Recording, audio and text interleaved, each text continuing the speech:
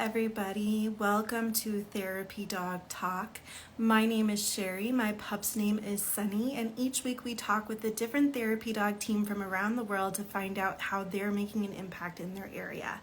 If you're just getting started and not sure where to get started, you can check out our free guide at freeguide.therapydogtalk.com. If you do, I'd love to hear your thoughts and whether or not that's helpful for you. Today we're going to be talking with Katee about her experience volunteering with her two dogs, Coco and Cici, at Phoenix Children's, and I'm really excited to get her in here. Hi, Katee. Hi. How are you? Thanks. How are you? I'm doing well. Is that Coco or Cici? This one is Cici. Cici.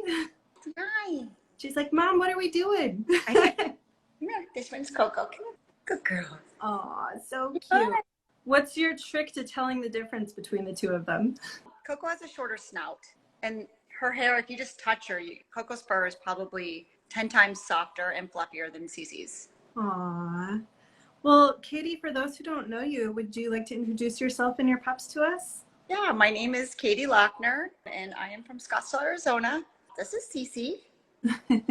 Hi, Cici. She's 5 years old. She's the younger one. Okay. And then this one's Coco. She's also 5, but she's 7 months older than Cici. Okay. And the three of us volunteer at Phoenix Children's Hospital. That's awesome. How long have you been doing that? I've started in November of 2018, and then Coco started, I want to say April of 19. Okay. I feel forward to see if that's something that I wanted to do with my dogs, or I just did it. Okay, so you volunteered without your dogs first just to kind of understand what it was going to be like, get comfortable with the environment. Yes. That's great.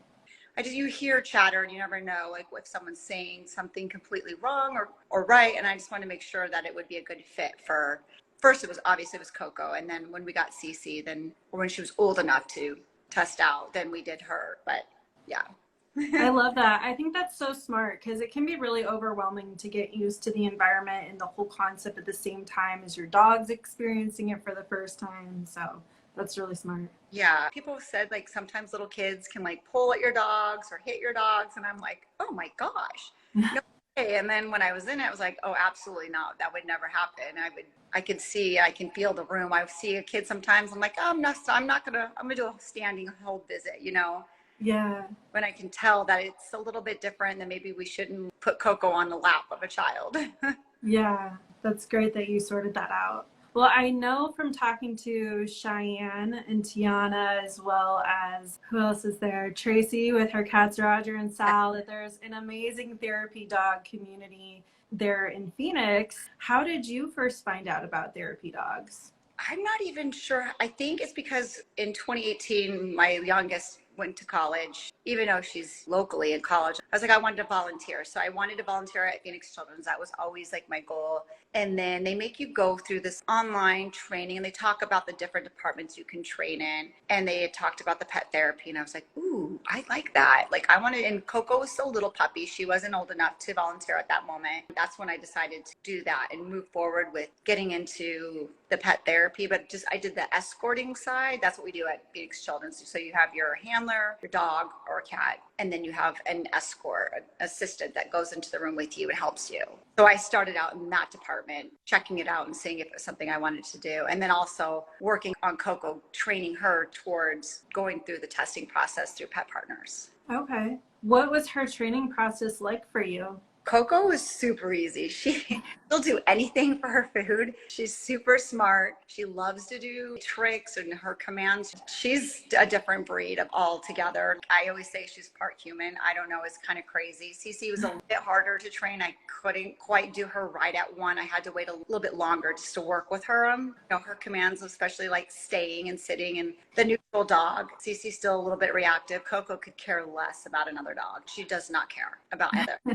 It's all about the people for her, huh? Yeah. Did anything surprise you in that training journey with them? Well, just how easy Coco was to train. I was getting ready to like work with trainers and, get her in classes and everything. She just did it. And I was like, okay, that's easy. Yeah. What did you really notice during that time that let you know that they would enjoy volunteering with you?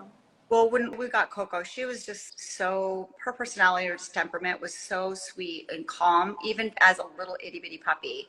I mean, of course, yeah, she was a playful puppy, but she was just so good and so sweet. And I was like, I think she'd be really good at doing something like working with kids. Yeah. Yeah, it was her personality. She's so sweet. I love that so much. Carson Conquers Cancer asked a question, wanted to know what makes you want to volunteer. And they said, by the way, we're so grateful that you do. I love them. I love them. I don't know. Like, I just wanted something else to do. I volunteered a lot with my kids, even through their high school times. I am, taking the unofficial photographer for their dance team and just always being and doing things for the school that needed it. And then they were all gone. And so I was like, all right, I need to do something. And I was like, all right, I'll just, I've always done things through PCH, but it was more like giving donations or going to events that they put on, like galas and stuff like that. And I was like, I work in the hospital. I want to do something that I personally give back. Yeah. That's how I got started. And my kids are older, and so I had a little extra time to do things. I love that. Has there been an experience during your time volunteering there where you've been like, this is why I'm doing this? Any stories that stand out to you? I mean, Carson's a perfect example. We met them on a random day, just a normal day going in. A lot of times I'm on the cancer floor with the kiddos. So I didn't even connect the dots between, I guess the first visit was with Coco. And then the second time that I saw her was with Cici, and she had lost her hair. And I don't necessarily remember everyone's names because we go through so many rooms, and after a while the people's names stick if they're there long enough. But then the mom posted, or somebody posted and tagged us, and I was like, oh my gosh. And she was just so sweet. And I remember putting Cici on the pillow. She was laying down and Cici was like up by her face, and she was so cute. And there's other times where parents have said, oh, this is the first time my kid said a word since their accident, or this is the first time they actually sat up or got out of bed. So those like little moments like stick in your mind, like, this was awesome. This was a good day. Yeah, that's really powerful. So how long have you been a therapy team together now then? 4 years? Yeah. So I started April of 2018. So yeah. Wow. I mean, we had 2020, that kind of pulled us away. We had to do virtual, which was different. How was the virtual experience for y'all? Was it still through Phoenix Children's or was it different? Yeah, so it was, and they would broadcast us on the kids' TVs in their rooms, which was very, however, we could only hear them. We couldn't see them, HIPAA, which makes sense because we're at home with our family. Sure. It was hard to get a dog to look at an iPad. Yeah. Tricks, it was challenging, but, we made it work. We did it every week. We signed up for a day and we would do it. Getting the dogs to do lots of tricks in front of the iPad, try to entertain the kids or dress them up. We have a lot of costumes, so I would just dress them all up. Do they have any favorite tricks that they've learned for therapy work or just in general? Yeah, nothing from therapy work. This is their normal general stuff. Coco's her sit pretty. That's what she loves. She starts doing that in the kids' beds immediately because she knows there's treats in my pocket. So cute. What do you enjoy the most about being a therapy dog team with your dogs? I enjoy actually going and the experience of it all. Some people say, I don't know how you can do that. Isn't it sad? Their moments are sad, but the moment you walk in that room, their mood changes so much. They're so happy. They're so appreciative. They thank you. They have smiles on their faces. So it's like, you don't really feel that sadness per se. Yeah, so it's pretty cool. And just how everyone is so grateful you're there for the 10 minutes that you are. Yeah. Do you have any advice for someone who's interested in becoming a therapy dog team? I mean, it's a lot of work, all the channels of everything, and especially depending on the place. At Phoenix Children's, they just have a very large, long, extensive vetting process. Just keep pushing. It'll come through, and eventually it's worth everything. It's so awesome to keep doing it. That's really great. For having 4 years of experience and persevering through the pandemic, and you're still saying do it, it's worth it. So yeah, I mean, we still have to wear masks. We don't have to wear the goggles anymore, which is great. But it's like you forget about that it's on. I can't even imagine having to be in the hospital and not even allowed to leave your room, to even go down into the playroom, not allowed to have pet therapy or the music therapy, or all the other things that they have at the hospital for them, especially the kids that have to stay a long time. So it's a big deal for them to get a little break. Definitely. Well, you mentioned that they, in addition to tricks, they also have a lot of costumes. What is their Halloween costume this year? I have to ask since it's Halloween right now. We did 2 contests this past week. On Saturday, they were killer bees. And then my oldest daughter and I dressed up as the Hangover, and she was Alan. Cici was the baby, Carlos. I was Stu with the pulled out tooth, and Coco was the tiger. I love it. Is there anything else that you wanted to share while you're here, Katee? Anything else about your experience that stands out to you, or anything that you wish you knew when you got started that maybe you learned later? I don't really think there was anything I wish I knew. I think I went in with wanting to know first. I mean, I asked a lot of questions and I did my process of seeing if this is what would be good for me and for my dogs. I recommend doing that, starting out and just kind of seeing what it's like before you just, I mean, I knew 100% sure wanted to work at PCH. So I was like, all right, I'm going to be here. I need to find out when my dogs could be here too, Yeah. Some people like to do other places, and that's amazing. I think that's so cool. I think the airport would be fun, but I don't know if that would be good for my dog, for Coco, because she doesn't like large crowds and large noises like that.